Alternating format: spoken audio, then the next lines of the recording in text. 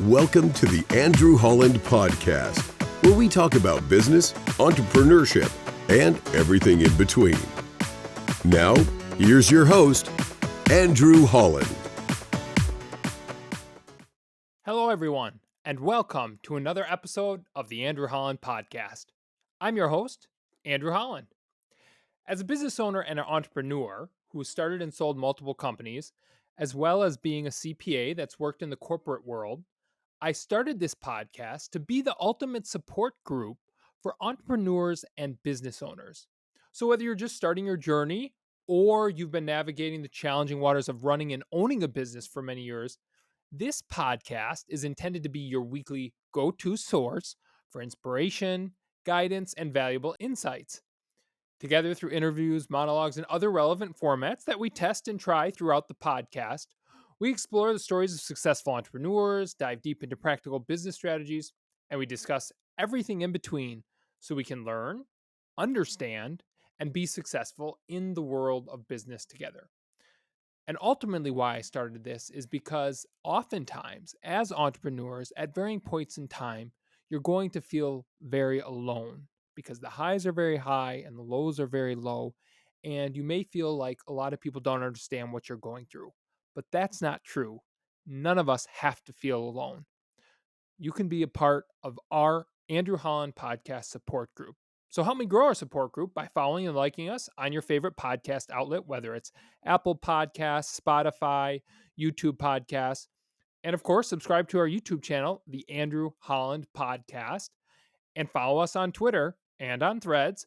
My Twitter handle is A Holland Podcast. That's A Holland Podcast. And we continue the conversation throughout the week outside of the podcast on Twitter and Threads. And of course, we discuss the relevant topics from that podcast as well. Of course, be sure and listen or watch every week and share with all your friends, your family, and your colleagues. Now, remember, we often talk about financial and legal concepts. Don't ever take anything you hear on this podcast or any other podcast for that matter as the absolute gospel truth. You want to make sure that you're always getting the most relevant and pertinent information from legal professionals or from professionals. It might be legal, it might be accounting, it might be in other areas to your specific situation in your area.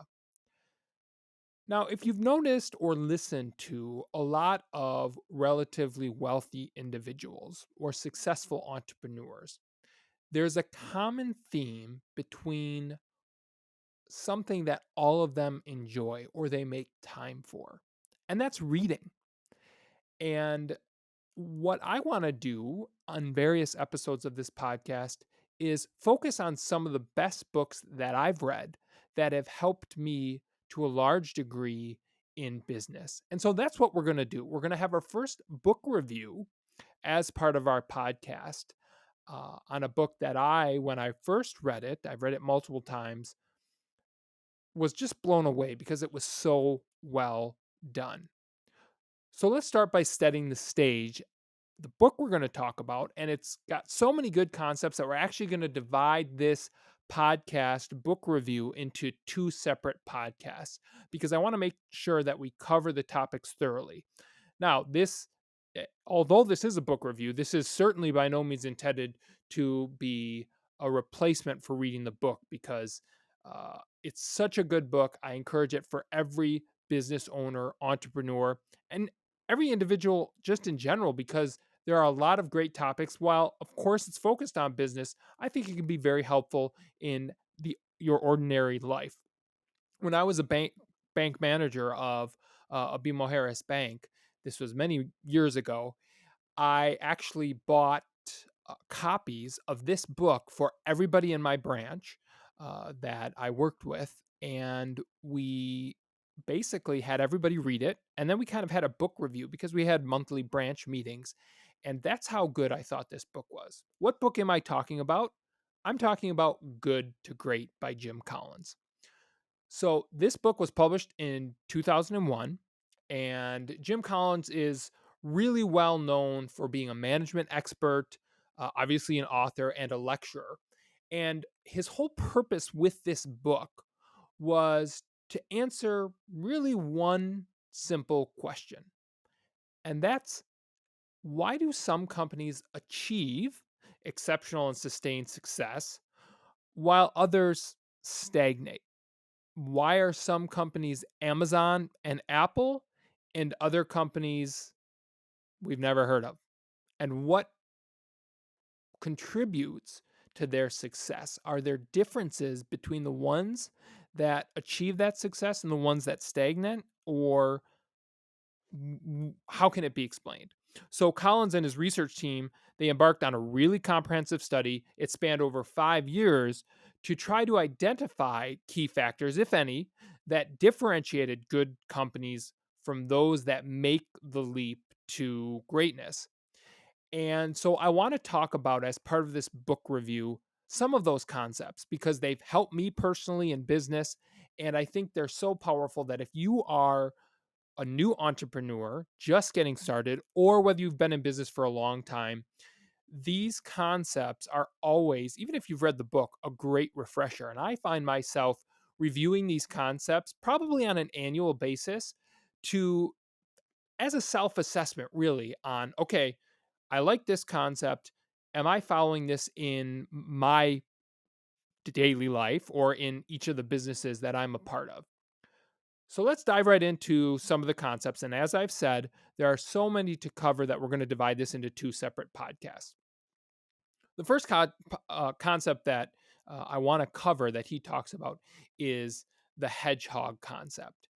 And this is the idea that all of the successful companies that he identified, again, he's trying to determine what factors differentiate those companies that make that leap to greatness, as we would define secularly speaking, versus those that are maybe lukewarm or kind of plateaued. And so, what he identified is that the most successful companies are like hedgehogs. Now, what does that mean? Essentially, they have one effective defense mechanism. When a hedgehog is in trouble, what do? They roll into a ball. That's really the only means they use for protection. So, how does that relate to a company? Well, Collins goes on to talk about how great companies focus on one thing. They focus on what they can be best at. What are they passionate about? And how can they turn that passion and what they're really good at into a business that is economically viable? We've talked a lot about what I consider the entrepreneurial downfall, or the shiny object syndrome, is what I've referred to it in previous podcasts.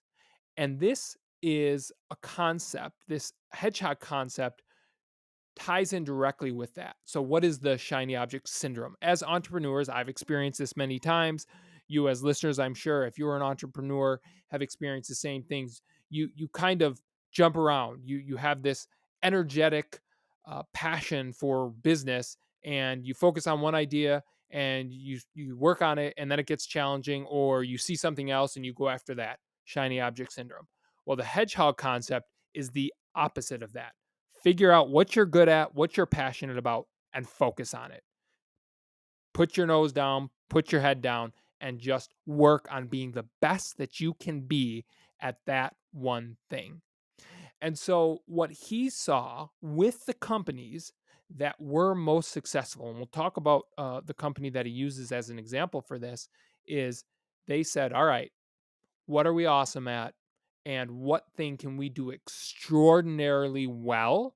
And just focus on that as opposed to going into multiple directions. Again, for me as an entrepreneur, this has always been a struggle. And as I grow, get older, mature, and I think this is part of life, you realize to accept what you're good at and accept what you're not. And I think that's learning, that's maturing, and that same thing has to happen in your company. He brings up the example of Walgreens, and he says that they were one of the successful companies that he identified that this hedgehog concept really stood out on, because what they focused on was convenient locations and providing exceptional customer service, and making sure that they efficiently manage their entire supply line.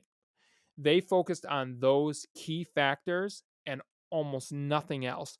And by having that honed in focus, everybody's heard of Walgreens, and Walgreens has been historically incredibly successful. So think about your business. How can you apply the hedgehog concept to your business? And again, whether you're just starting out or whether you've been in business for a long time.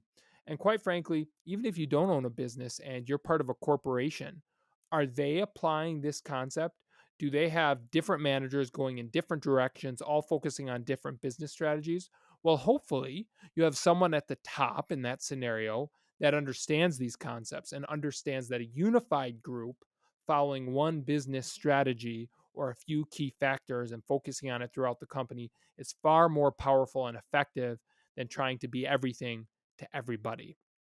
This is one I struggle with or I'm constantly working at. Quite frankly, all of these concepts that we're going to talk about are, but it's a good reminder. And I use this and take a step back and say, okay, what is, let's take the construction company, for example. What are we good at?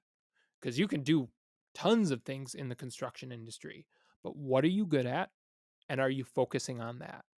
And if you evaluate yourself and your company and you're finding that, well, hopefully you have an answer to that question. If you don't, figure out what the answer to that question is. And then start assessing yourself as to how much time are you spending on actually focusing on the thing you're most passionate about, that you're best at. And of course, one of the things he talks about, it's got to be economically viable. And that's an important strategy, of course, or an important concept to being a successful company and being able to take that leap from just a normal company to an excellent company. The next concept that I want to talk about is what he calls level 5 leadership. And we've talked a lot about leadership on this podcast. I think leadership is, sadly, in this day and age, I've talked about this as well, partly because of technology, kind of a dying skill set. So it's interesting, though, that even back in 2001, when he was doing his studies, he recognized that the most successful companies had what he called level 5 leadership. So not just any leadership, but level 5 leadership. What does that mean? Well, Collins defines it as individuals who combine humility with a strong personal will and an unwavering commitment to the organization's success. So, not to their own personal success. We often see CEOs of Fortune 500 companies who are very braggadocious, and it seems to be all about them as opposed to their organization's success. And he talks about that in the book. Some people who maybe you haven't heard of who they are, you probably have, but they're not known for being out in the media or being very publicly focused. But in their company, they are really focused on the success of their organization. And that's why these types of leaders, these level 5 leaders, they have an ability to channel their ambition toward the collective goals of the company rather than what we were just talking about, personal recognition. And it's focused on fostering that idea of culture around teamwork and shared success rather than individual accolades. And in this day and age, I've worked in the corporate world. Some of you, as listeners, may currently work in the corporate world, or you've worked in the corporate world in the past.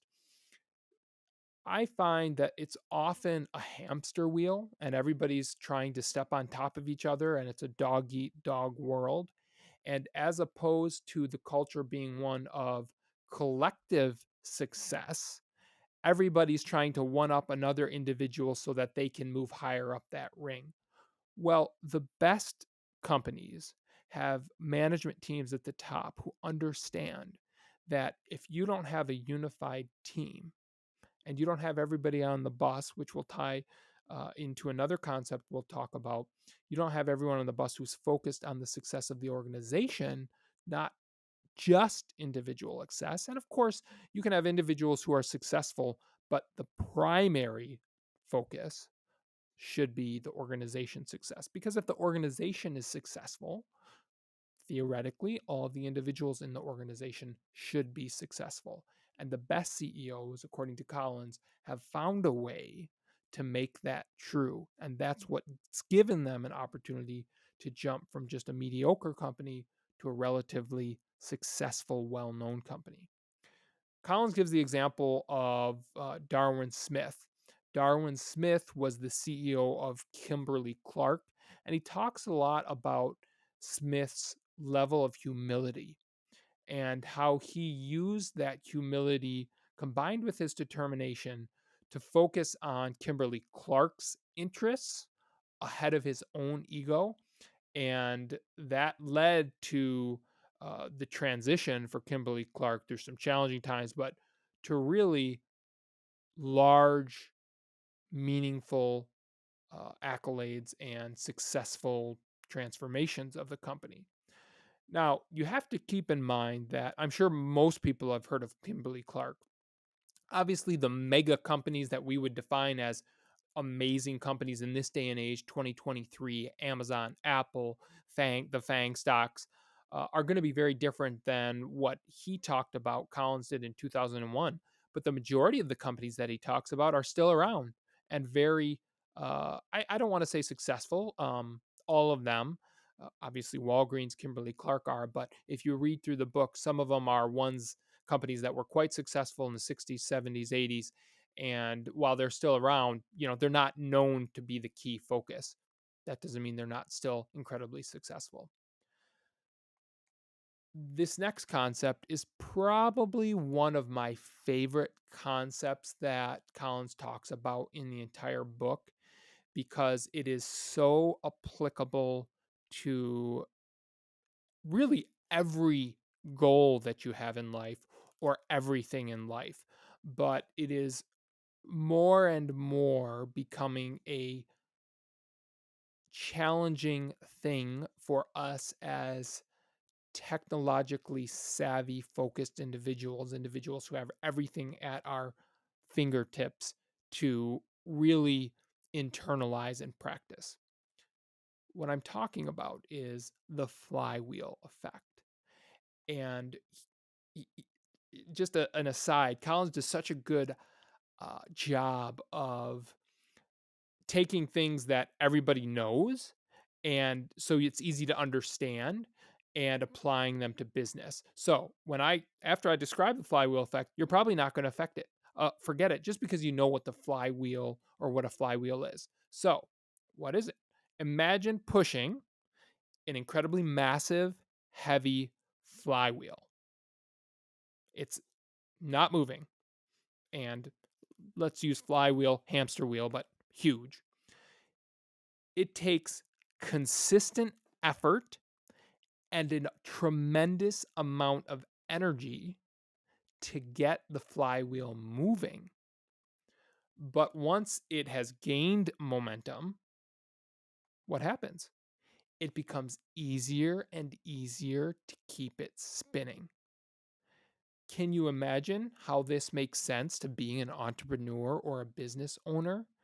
We've talked about the statistics of companies, how frequently they fail in the first year, the first 3 years, and the first 5 years. And I don't remember exactly what they are. I think it's like 60 or 70% fail in the first year, another, 80 or a total of 80% in the first 3 years. And I don't know if it's something like 95%. Don't quote me on that, but you can look at it on Google in the first 5 years.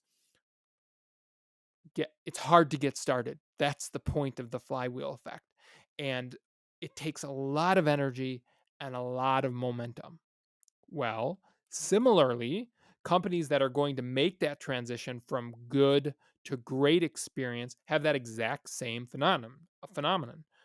First, the efforts might not show the dramatic results that you want, but if you continue having a consistent commitment to focusing on your hedgehog concept and have consistent actions, eventually you reach a point of breakthrough, and that allows your company to grow exponentially.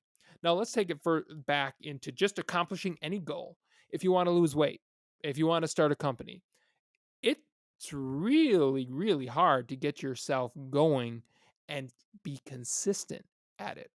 But once you get that momentum going, you get that flywheel turning faster and faster, it becomes much easier for it to continue to go and speed up. And for me, this is probably one of my favorite concepts because in business, making any change, let's say you're going down one path and you realize it's not working out, whether it's not economically viable or you need to shift focus because the economy has changed. It's hard to make those types of changes, but if you work on it and you put in the energy and the effort to make it happen, it will get easier and you will see sustained results. And momentum takes a long time to create or to build or to see the result of its efforts. But once you do, it's an incredible feeling. And I remember experiencing this in the garbage company, growing and getting people to switch their trash services is very challenging. Nobody cares about it. But about year 5 or 6, with our continued efforts, our consistent service, our focus on customer service, regardless of the problem, having our marketing back up who we were, the local company, and then having our follow through with our service be as we said it was an excellent experience, bending over backwards when we make mistakes or even when we don't, being accommodating, it started to pay off. It took 5+ years. But once those signups started rolling in, it was like this flywheel. More and more started hearing, and then you had more carts on the street. And again, I'm applying this to my experience in the garbage industry. You can apply it to your particular industry. And it was indeed a lot easier as you grew to grow even more. But it took a lot of work, a lot of patience, a lot of emotional intelligence and control to get to that point. He uses the example of Abbott Laboratories flywheel in the book. And he discusses how their consistent efforts to expand their product portfolio, coupled with a real focus on research and development, and that can take a long time.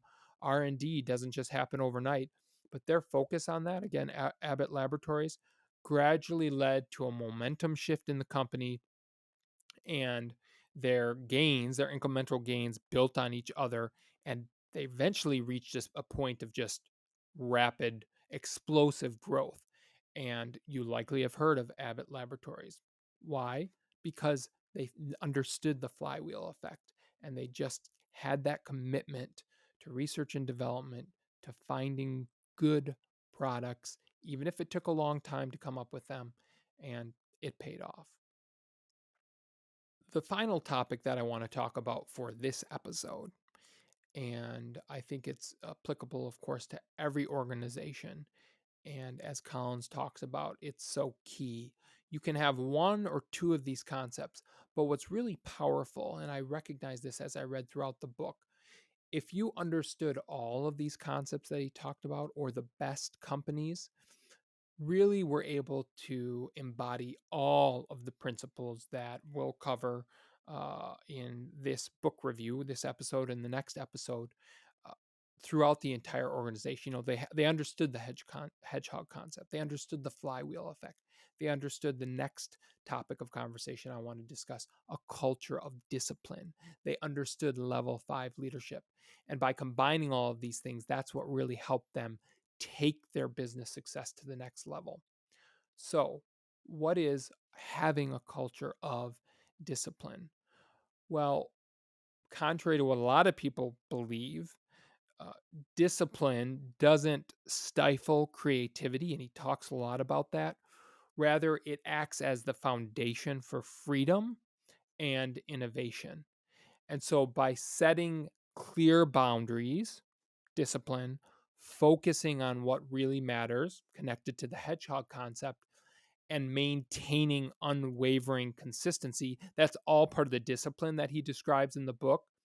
Companies create an environment where individuals not only have the ability to thrive within the company, but also personally, and that makes them want to contribute their best efforts.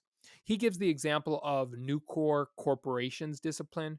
You may not ever have heard of Nucor, but they were a steel manufacturer that were well known of having established a culture of discipline and setting very rigorous performance standards and fostering this sense of ownership among the employees. And that focused on disciplined operations allowed them, Nucor, to excel in an incredibly competitive industry. Obviously, the steel industry, Nucor is a player, US Steel, which interestingly enough, it looks like US Steel is going through some real trouble right now. And I think even potentially thinking about claiming bankruptcy.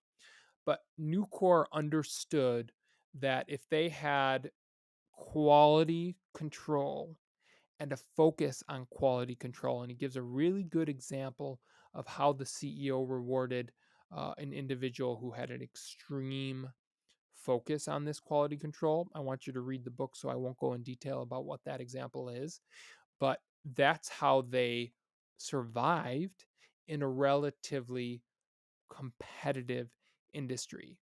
And what I like that Collins talks about is when you think about discipline, as we just talked about, you think about kind of being very inflexible and not being able to think outside the box.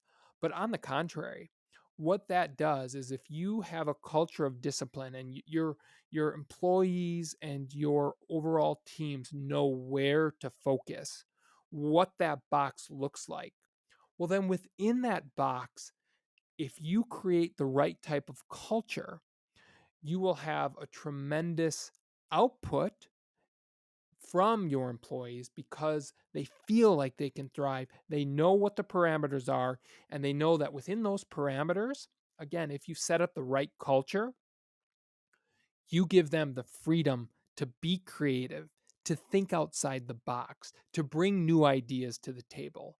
And the best companies, again, we talk about the word culture so much, but they have that type of culture. And having a culture that's focused on or that allows for creativity, or what I like to call employee empowerment, doesn't mean that you don't have any rules or regulations or guidelines or standard operating procedures or don't have discipline. On the contrary, the only way to have that type of culture and have it function in a business world is you have to have discipline. You have to have a focus on parameters that everybody can understand or expect. And then within those parameters, you give them the freedom to operate. Watch out.